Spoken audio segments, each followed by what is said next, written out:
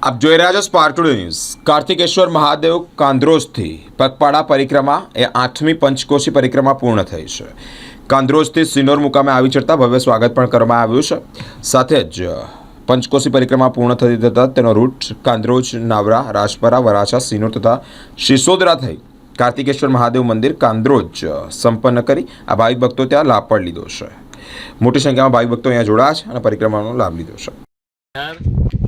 જય સિયારામ।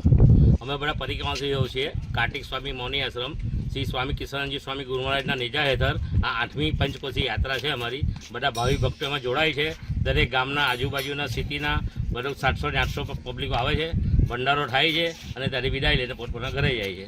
અને આનંદ આ પરિક્રમા કાર્તિક કાંદ્રોજ ગામથી નાવરા, રાજપરા, માલસર, વરાછા, સિનોર થઈને સિસોદરા થઈને પાછી કાર્તિક સ્વામી મંદિરે જાય છે। નર્મદે હર।